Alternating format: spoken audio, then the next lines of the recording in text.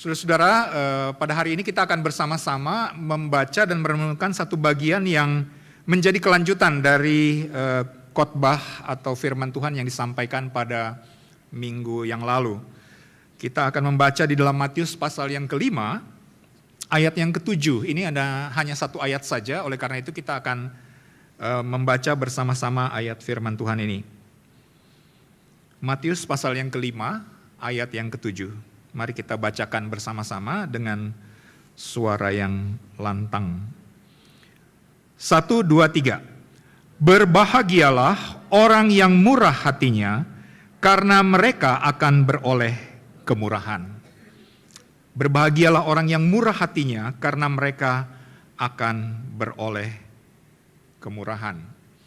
Saudara-saudara yang kekasih dalam Tuhan, ada sebuah kalimat dalam bahasa Latin yang berbunyi demikian. Homo homini lupus. Homo homini lupus. Nah, saudara-saudara, kalimat ini adalah kalimat yang mengungkapkan bahwa manusia itu adalah serigala bagi manusia yang lain. Manusia itu adalah serigala bagi manusia yang lain. Apa maksudnya? Saudara-saudara, maksudnya begini. Anda dan saya hari-hari ini sebenarnya tinggal di dalam sebuah dunia serigala. Dunia yang selalu berusaha untuk memangsa orang lain. Jadi ketika kita bangun pagi, pertanyaannya bukan aku mau makan apa? Tetapi pertanyaannya adalah aku akan makan siapa?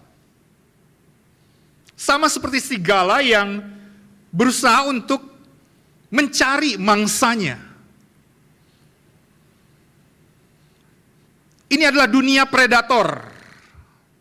Saling menggigit, saling melukai, saling membinasakan.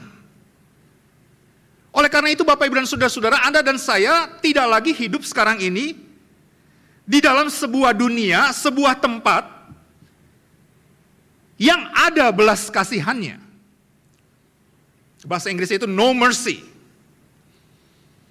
Tidak ada belas kasihannya. Dan Anda dan saya dapat lihat di tengah-tengah dunia politik di Indonesia pada hari ini. Di dalam politik, kita semua lawan sebelum pemilu, katanya seperti itu. Ya. Kompetitor itu harus dihabisi. Ya.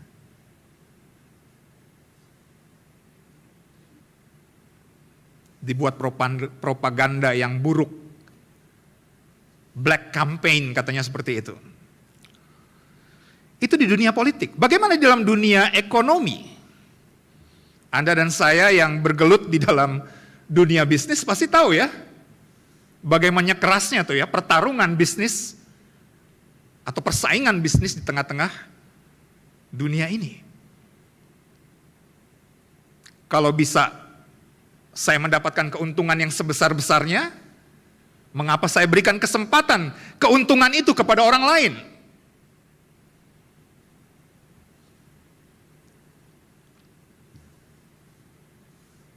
Orang-orang yang berbisnis tahu bagaimana caranya melumpuhkan lawan-lawan atau kompetitor bisnisnya. Dalam dunia sosial, tiap-tiap hari hal-hal yang kita jumpai ketika kita berjumpa dengan manusia di jalan misalnya seperti itu ya. Setiap detik, setiap inci itu menjadi penting buat Anda dan saya. Oleh karena itu kalau ada orang yang menyerobot sana, menyerobot sini ya, kita menjadi marah. Kita memaki-maki. Kita mengutuki bahkan. Saudara-saudara yang kekasih dalam Tuhan, bagaimana dengan dunia keagamaan, religius? Apakah homo homini lupus ini juga terjadi di dalam gereja? Saya tidak tahu ya. Saudara-saudara, persoalan bahwa manusia adalah serigala bagi manusia yang lain, itu bukan hanya terjadi pada saat ini. Tetapi itu setidaknya dialami oleh orang-orang Kristen mula-mula di abad-abad pertama. Ini terjadi di dalam kehidupan murid-murid Kristen atau komunitas Kristen yang menjadi alamat di mana Injil Matius ini ditulis. Para pembaca Injil Matius ini. Bahkan kalau kita melihat di dalam pasal 5 ayat 1, di sana dijelaskan bahwa ini juga berlaku bagi orang banyak yang datang mendengarkan Yesus berkhotbah, khotbah di bukit ini. Dan juga bagi murid-murid Yesus, ke-12 murid itu. Ini juga berlaku di dalam kehidupan mereka. Saudara-saudara, siapa sih orang banyak yang dikatakan di dalam bagian firman Tuhan ini di dalam pasal 5 ayat 1? Siapakah murid-murid yang duduk di sekitar Yesus yang mendengarkan khotbah ini? Oh, saudara-saudara, mereka adalah orang-orang yang miskin. Mereka orang-orang yang tidak memiliki hak istimewa mungkin seperti saudara dan saya. Mereka adalah orang-orang yang lemah, mereka orang-orang yang bahkan dikatakan tidak berpendidikan. Kata tidak berpendidikan kadang-kadang dipakai di Alkitab dengan kata idiot. Mereka tidak mempunyai kekayaan, mereka tidak menjadi orang yang powerful, yang bisa bertahan di tengah-tengah dunia yang seperti ini. Mereka itu adalah orang-orang yang powerless, nggak punya kekuatan apa-apa. Bahkan mereka ini adalah orang-orang yang menjadi mangsa. Saudara-saudara, siapakah pemangsa pada zaman itu? Saudara-saudara, yang pertama dari luar kita tahu bahwa ada budaya Romawi dan budaya Yunani. Budaya Romawi dan budaya Yunani mengajarkan orang-orang yang ada pada saat itu, kalau Anda kuat, Anda punya kekuatan, maka Anda harus menaklukkan orang yang lain. Kalau Anda bisa berlari dengan cepat, tinggalkan orang lain.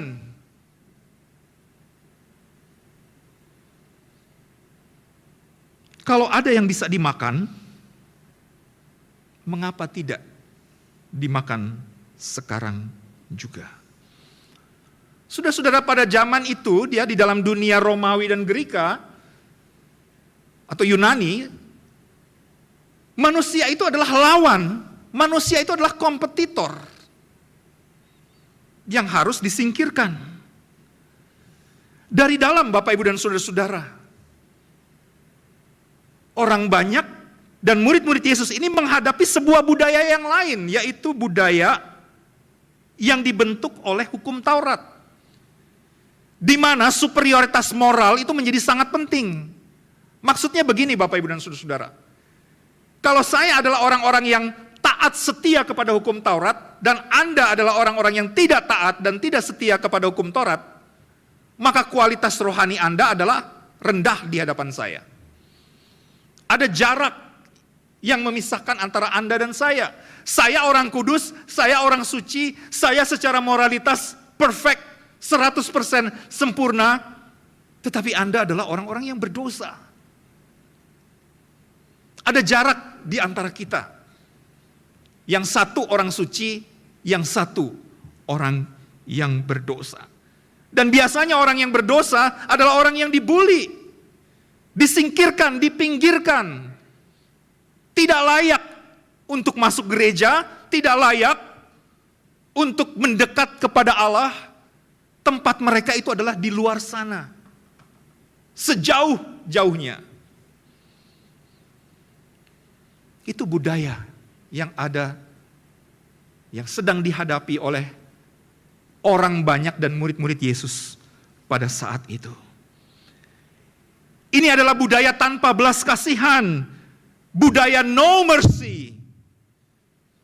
Ini adalah budaya yang menghakimi orang lain. Dan bukan hanya menghakimi, tetapi juga ini adalah budaya menghukum orang lain. Dan budaya ini membentuk cara berpikir manusia pada saat itu. Nah saudara-saudara, kalau Anda dan saya hidup di tengah-tengah dunia yang seperti itu, ada potensi yang besar bagi kita untuk tercemar, menjadi sama, memiliki cara hidup yang sama. Saya tidak tahu ketika Anda dan saya hidup di dalam dunia homo homini lupus hari ini, di sini, di Jakarta ini, apakah Anda dan saya juga secara tanpa sadar ya, ikut dengan budaya pemangsa. Kalau ada orang yang bisa saya mangsa, mengapa tidak? Kalau ada orang yang bisa saya rugikan demi keuntungan saya, mengapa tidak? Kalau ada orang yang harus dihakimi dan dihukum, mengapa saya tidak menghakimi dan menghukum mereka? Saudara-saudara, akhir-akhir ini kita sangat capek ya dengan berita si Jenderal FS itu. Betul ya? Saudara-saudara, dia predator, pemangsa. Banyak kejadian-kejadian yang terjadi, mungkin bukan hanya kasus yang seperti ini. Saudara-saudara, kalau kita hidup di tengah-tengah dunia yang seperti ini, apakah ada harapan bagi saudara dan saya? Sebagai orang Kristen. Apakah ada alternatif nilai yang lain? Apakah ada cara hidup yang lain selain hidup di dalam budaya homo homini lupus tadi? Manusia adalah serigala bagi manusia yang lain. Kalau Anda dan saya atau saya hari ini terikat dengan cara hidup seperti seekor serigala, apakah ada jalan keluarnya?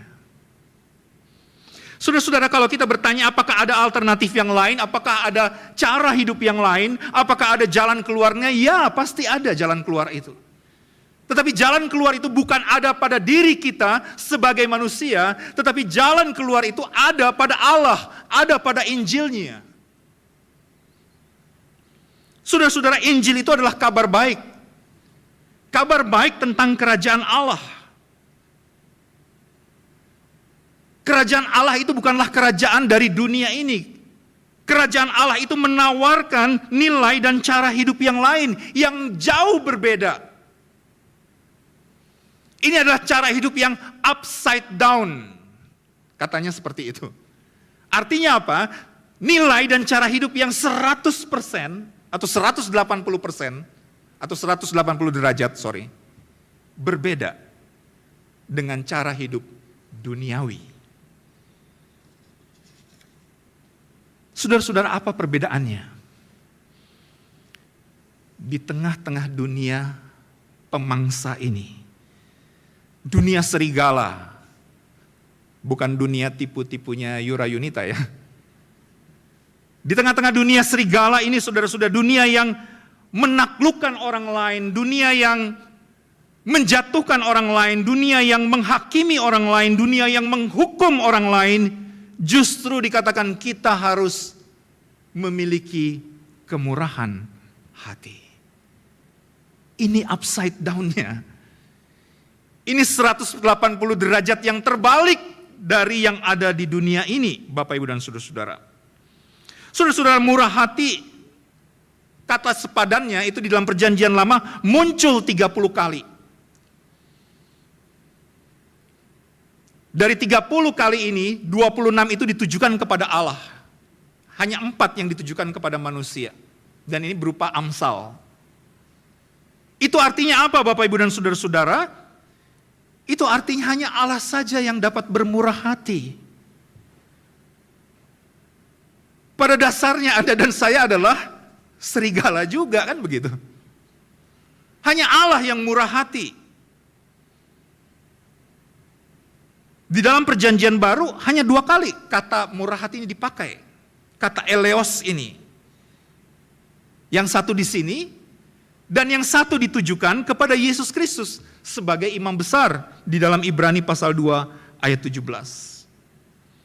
Saudara-saudara, kita seringkali memahami kata murah hati itu sebagai sikap yang suka memberi, betul ya? Suka memberi sedekah, Ya, suka bagi-bagi barang, suka sharing apa saja, makanan dan lain sebagainya. Kita seringkali menghubungkan kata murah hati itu dengan tadi ya, sikap mau memberi, sedekah, persembahan, sesuatu yang berhubungan dengan kebaikan-kebaikan hati. Saudara-saudara, nggak apa-apa ya, kita bisa saja memahaminya seperti itu. Tetapi secara spesifik di dalam pasal yang kelima ayat yang ketujuh ini, kita mengerti bahwa kata murah hati itu ditujukan kepada sifat yang tidak menghakimi dan tidak menghukum. Itu maksudnya kata murah hati di sini. Dia tidak cepat menghakimi, dia tidak cepat menghukum. Dia sabar dengan kekurangan-kekurangan orang lain. Dia menerima ketidaksempurnaan yang ada di dalam diri orang lain. Jadi maksudnya orang-orang yang diberkati adalah orang-orang yang dapat mengampuni mereka yang bersalah, mereka yang do wrong kepada kita. Saudara-saudara, di dalam pasal 5 ayat 7 tadi, kita tidak diminta, kita tidak diperintahkan untuk bermurah hati, enggak. Karena ayat ini bukan ayat perintah. Ya, enggak ada kata imperatif di sini, kata kerja enggak ada. Ini juga bukan sebuah peringatan, bukan. Oh, kamu harus murah hati, enggak. Tetapi ini adalah sebuah deklarasi, sebuah pemberitahuan dari Tuhan bahwa orang yang murah hati itu adalah orang yang diberkati. Hanya itu. Lalu yang kedua, orang yang murah hati itu adalah orang yang sebenarnya kalau kita lihat seluruh konteks pasal 5 sampai pasal 7, ini adalah orang-orang yang sudah masuk ke dalam kerajaan Allah. Orang-orang yang sudah berada di dalam kerajaan Allah. Orang-orang yang diberkati. Siapa saudara-saudara orang-orang yang sudah masuk ke dalam kerajaan Allah? Orang-orang yang sudah masuk ke dalam kerajaan Allah adalah orang-orang yang sudah mengalami kemurahan hati Allah. Sudah mengalami divine mercy itu.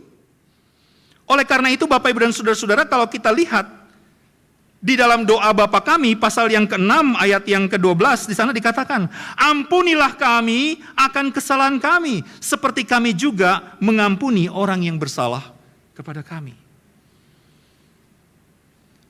Ini adalah orang-orang yang telah mengalami kemurahan Allah, orang-orang yang sudah diampuni oleh Allah sehingga mereka dapat mengampuni orang lain, mereka dapat bermurah hati kepada orang yang lain. Ini juga menjadi dasar kalau sudah lihat di dalam Matius pasal 7 ayat 1 sampai ayat 5. Kita diminta Tuhan untuk tidak menghakimi supaya kamu tidak dihakimi. Karena dengan penghakiman yang kamu pakai untuk menghakimi, kamu akan dihakimi dan ukuran yang kamu pakai untuk mengukur akan diukurkan kepadamu. Mengapakah engkau melihat selumbar di mata saudaramu, sedangkan balok di matamu tidak engkau ketahui?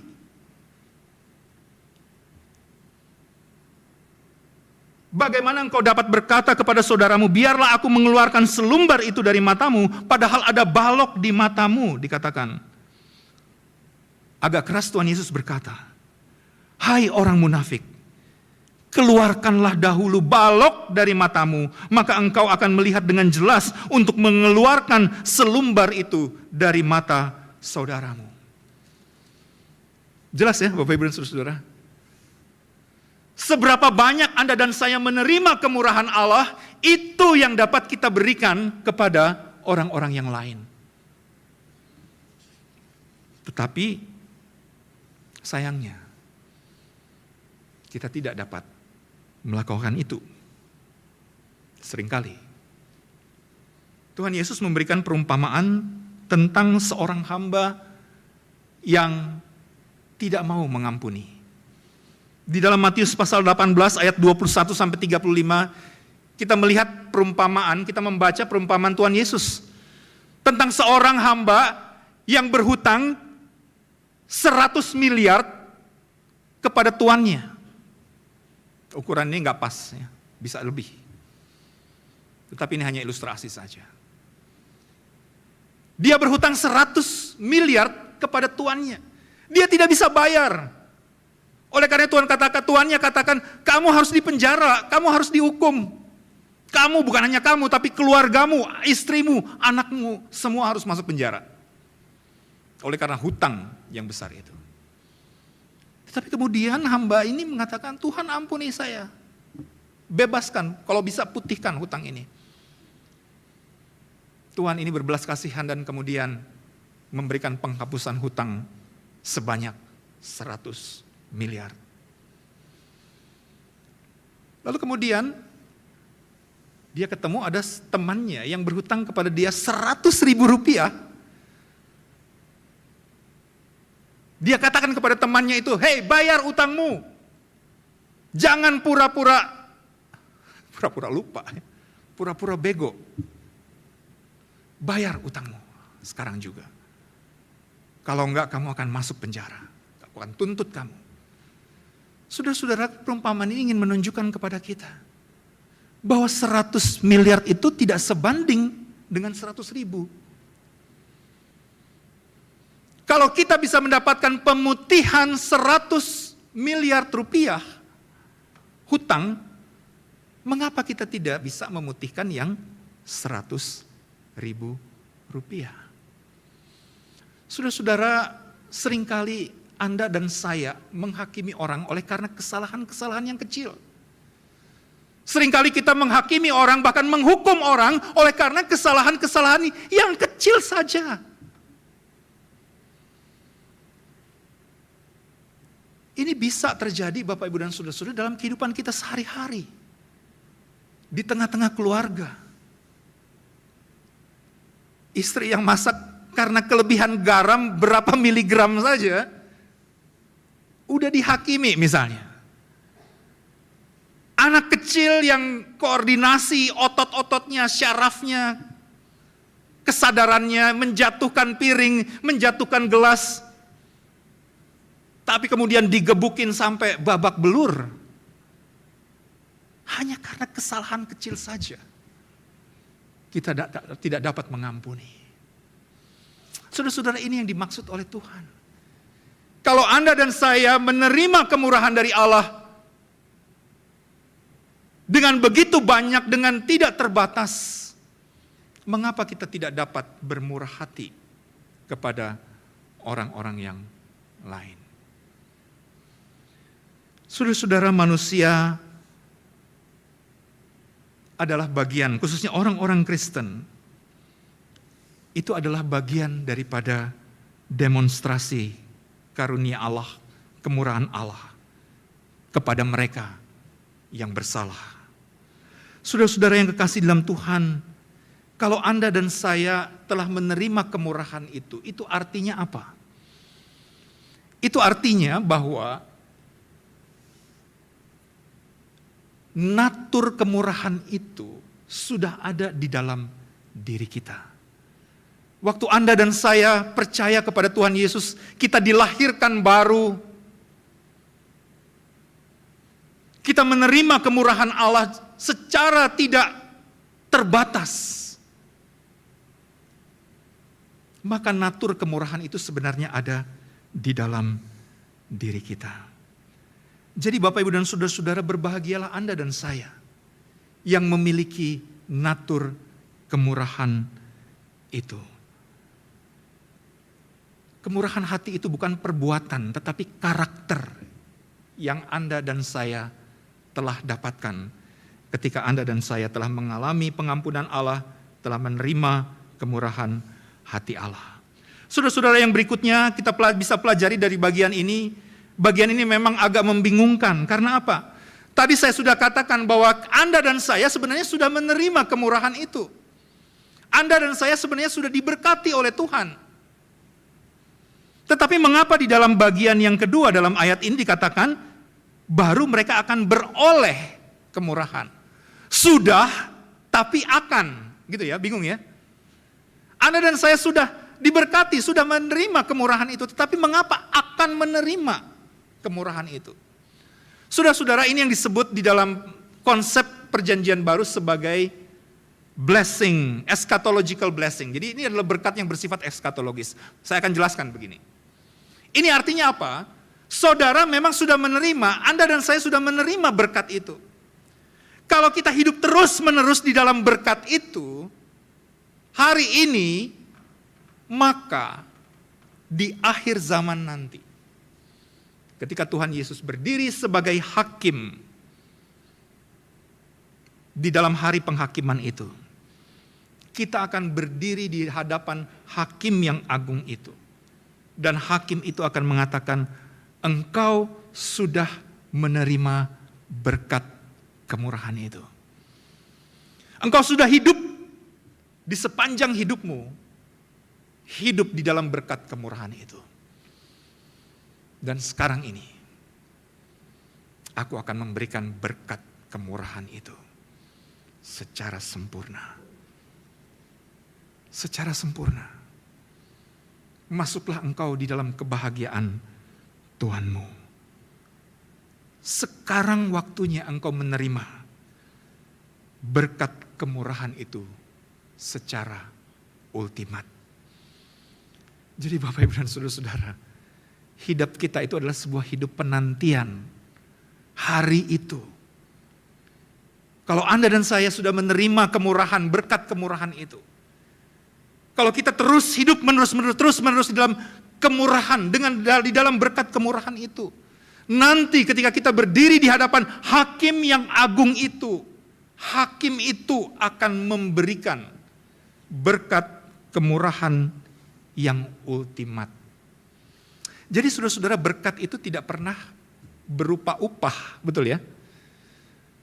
Berkat kemurahan itu adalah pemberian Allah yang cuma-cuma kepada Anda dan saya melalui Yesus Kristus, Sang murah hati itu. Jadi Bapak, Ibu dan saudara-saudara yang kekasih di dalam Tuhan, inilah berkat yang akan kita terima. Yang masa lampau di mana kita sudah diampuni, kita akan menerima berkat itu. Kalau sekarang kita hidup di dalam berkat kemurahan itu, kita akan menerima berkat itu. Dan nanti ketika Tuhan Yesus datang untuk yang kedua kalinya, kita akan beroleh kemurahan yang ultimat yang datangnya dari Tuhan. Saudara-saudara yang kekasih dalam Tuhan, kata homo homini lupus tadi yang saya sebutkan di awal khotbah saya, itu ada padanannya, ada temannya, ada lawannya. Ada lawan kalimatnya. Lawan kalimatnya berbunyi demikian, homo homini deus. Manusia adalah Allah bagi manusia yang lain. Jangan salah mengerti ya, maksudnya begini. Manusia seharusnya daripada menunjukkan dirinya sebagai serigala, dia bisa mencerminkan sifat kemurahan Allah itu kepada orang lain. Jadi manusia atau Anda dan saya sebagai orang Kristen, sebagai orang yang sudah berada di dalam kerajaan Allah, Anda dan saya adalah refleksi daripada kemurahan hati Allah. Allah yang bermurah hati itu kemudian menyatakan dirinya di dalam kehidupan kita. Saudara-saudara yang kekasih dalam Tuhan, kita hidup di dalam kerajaan serigala itu. Kita hidup di dalam dunia ini yang tidak ada belas kasihan, tidak ada pengampunan, tidak ada rekonsiliasi. Yang ada hanyalah penghakiman, yang ada hanyalah penghukuman. Tetapi kita bukan dari dunia ini. Kita bukan dari kerajaan ini. Karena kita adalah bagian dari kerajaan Allah. Anda dan saya lahir dari kemurahan hati Allah. Kita hidup hari ini dari kemurahan hati itu. Dan kita sedang berjalan ke depan menuju hari di mana kemurahan hati Allah itu menjadi bagian di dalam hidup kita sepenuhnya. Anda dan saya hari ini mungkin masih menjadi mangsa, victim. Kita tidak punya kekuatan, Kita tidak punya resource. Dan memang orang Kristen tidak perlu ada resource yang seperti itu. Kita tidak mempunyai kekuatan militer untuk menghadapi kekuatan itu. Tetapi kita adalah orang-orang yang diberkati. Mengapa? Karena Anda dan saya berpartisipasi di dalam kemurahan hati Allah. Mengapa Anda dan saya diberkati di tengah-tengah dunia serigala ini? Karena Anda dan saya dapat mendemonstrasikan kemurahan hati Allah. Apakah saudara-saudara mau menjadi agen-agen kemurahan hati Allah? Mari kita berdoa.